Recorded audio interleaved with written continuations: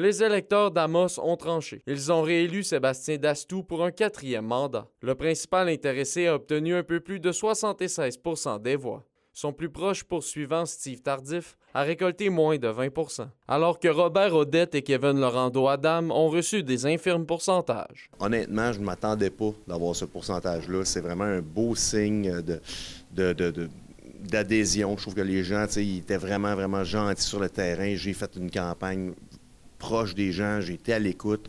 Souvent, les gens me disent ah, ça va être le fun, ça va être de la continuité. Mais moi, si vous me connaissez, là, on n'est jamais dans la continuité. Moi, le statu quo n'est pas acceptable. Pour l'élu, il est déjà l'heure de faire avancer les projets qui sont sur la table. On a beaucoup de mise en chantier au niveau du logement, mais le logement, garderie, c'est sûr qu'on va continuer là-dedans. Là, on s'en va en séance de budget, là, on va s'asseoir avec les équipes. Mais si j'ai un rêve à moyen terme, j'aimerais ça réussir à mettre en place un budget participatif pour essayer d'impliquer un petit peu plus les citoyens.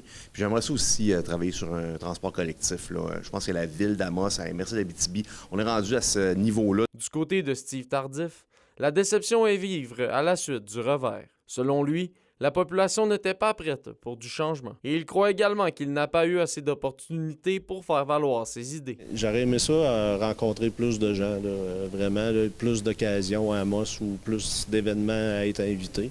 J'ai pris ceux que les médias me donnaient, mais aussi pour développer plus nos idées. Pour le candidat défait, il aurait été important qu'il puisse miser sur une équipe pour l'aider durant sa campagne. Oui, tu peux avancer parce que tu as des bonnes idées ou tu représentes un parti, mais on le voit aussi à l'extérieur, une équipe dynamique autour de toi qui s'implique, qui engage des gens, parce que c'est d'engager des gens qui viennent voter, qui participent à l'élection. Le maire Sébastien Dastou tiendra le premier conseil avec les nouveaux élus le 17 novembre prochain.